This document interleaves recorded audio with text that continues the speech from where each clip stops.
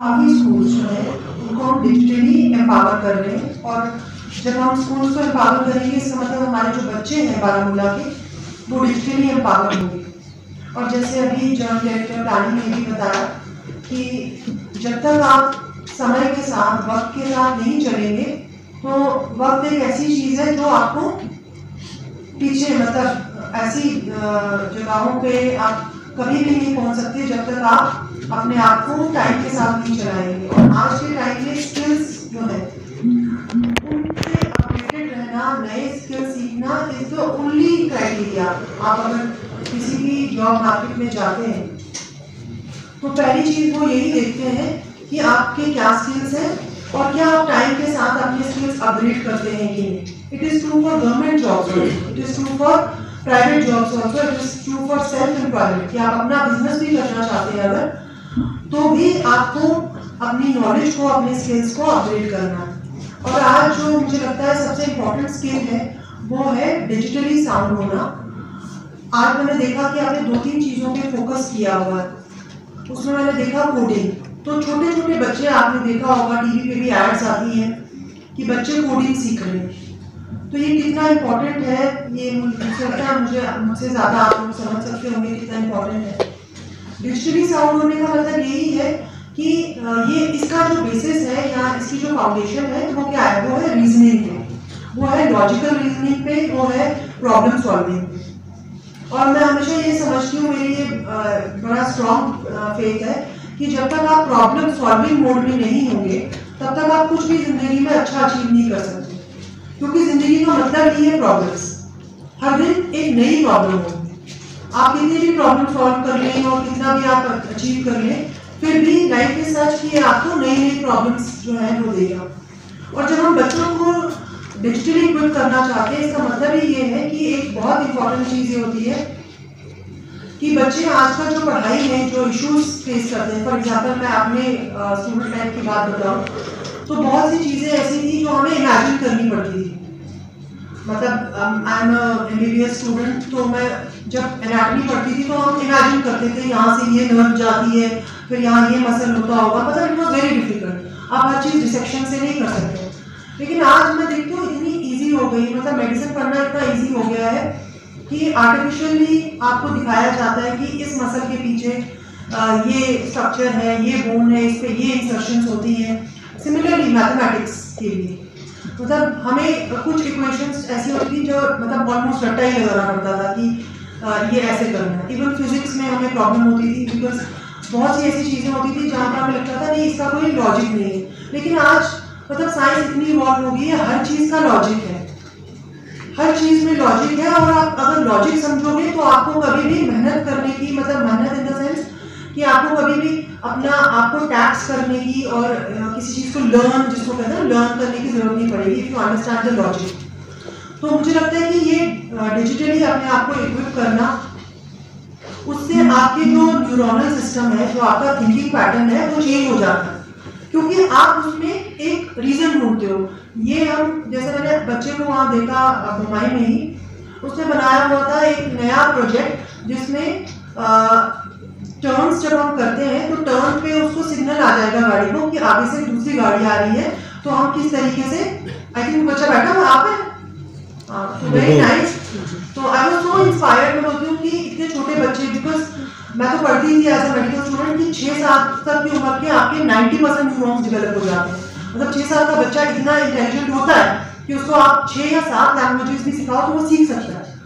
तो I was really amazed and inspired by this young boy कि इसने ये चीज़ बनाई कि आप जब भी उस टर्न पे पहुंचोगे तो आपको पता चलेगा अगली गाड़ी आ रही है और आप एक्सीडेंट को प्रिवेंट कर सकते हो। इसी तरह से एक लड़की थी जिसने एक प्रोजेक्ट बनाया था कि जब बाहर बारिश होगी तो आपको सिग्नल आ जाएगा अंदर, या तो बैल बजेगी या तो ये होगा और आप क्या करोगे, मतलब आप अलर्ट हो जाओगे। बाहर कपड़े पड़े होंगे तो आप अंदर ले आओगे, बाहर कुछ आपने ऐसी चीज रखी होगी जो बारिश से खराब हो सकती है तो आप अंदर ले आओगे। तो I was really inspired by those young people. Ignore सोने के लिए थी ना जब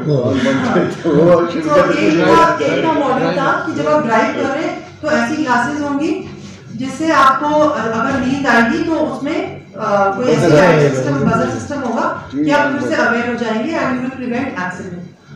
सो जिंदगी इसी बारे में है कि आप अपनी जिंदगी में देखिए कि प्रॉब्लम्स क्या है और उनका सोल्यूशन ढूंढिए। नॉर्मली जो इंसान की फितरत है कि हम प्रॉब्लम्स जब आती है तो हम डिप्रेस हो जाते हैं, ये क्यों हुआ, मेरे साथ क्यों हुआ, उसके साथ क्यों नहीं हुआ, मेरे साथ क्यों हुआ। लेकिन सक्सेसफुल वो होता है जो उस प्रॉब्लम को एक अपॉर्चुनिटी समझे और उसका सोल्यूशन ढूंढे।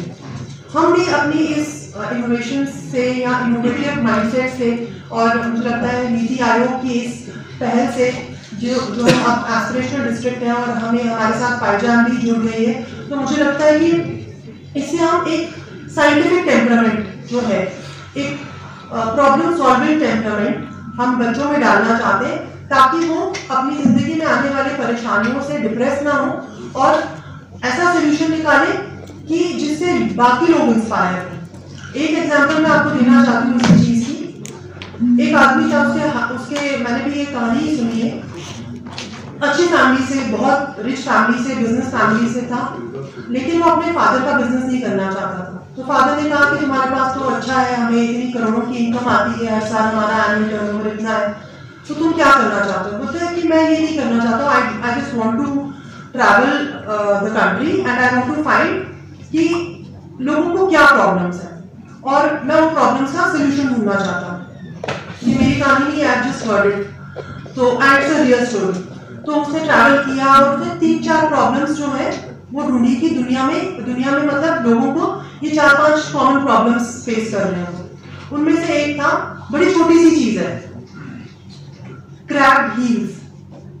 क्रैक्ड हील्स क्या होते हैं? फटी हुई एड़ियां। मतलब कि बहुत सारे लोग हैं, फटी हुई एड़ियां होती हैं उनकी और उनके पास कोई ऐसी मेडिसिन या कोई ऐसी चीज नहीं है जिससे वो उसको ट्रीट करें। And you know what he invented, किसी को पता है क्या है? क्रैक्ड हील्स पे क्या लगाते हो आप? क्रैक, है ना? क्रैक। तो he was the one who then invented this crack heel और आज मुझे लगता है एवरीबॉडी नोज कि ये क्या है। इसी तरह से उसने 3-4 और प्रॉब्लम्स देखी कि लोग ये हैं और इसमें उनको कोई सोल्यूशन नहीं निकला।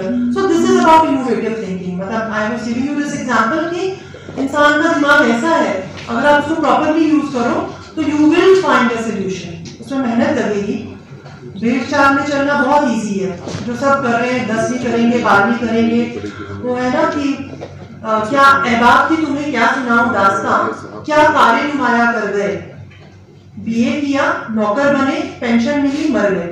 तो ये नॉर्मल रूटीन है हर इंसान। हमें जो सब कर रहे हैं हमें लगता है कि बाय डू एनीथिंग न्यू। तो मुझे लगता है कि बारामूला एक ऐसा डिस्ट्रिक्ट बनना चाहिए जो दूसरों को एक राह दिखाए, हमारे बच्चे इतने काबिल बने और खुदा ने वो दी है सलाहियत हमारे बच्चों में। मैं सिर्फ ये नहीं बोल रही हमारे बच्चों में दी, बट हमें एक अपॉर्चुनिटी मिली है। हमारे साथ नीति आयोग भी है, हमारे साथ बहुत सी अच्छी फाउंडेशन जैसे पायजान जुड़ा हुआ। तो इसका मैं चाहती हूँ सीओ साहब आप भी फायदा उठाएं, जेडी साहब आप भी, ताकि हम जो हमारे इंफ्रास्ट्रक्चर जो हमें मिल रहा है उसका हम अच्छा यूज करें।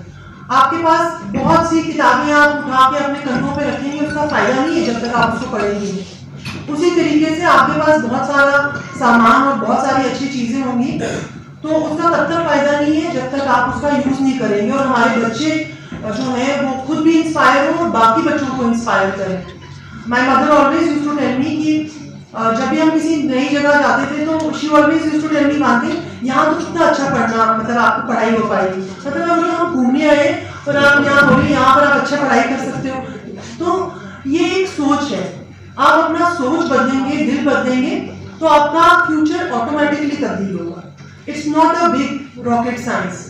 जो बहुत बड़े अचीवर्स होते हैं वो कोई कहीं बहुत बड़े पढ़ाई करके ऐसे नहीं बने होते।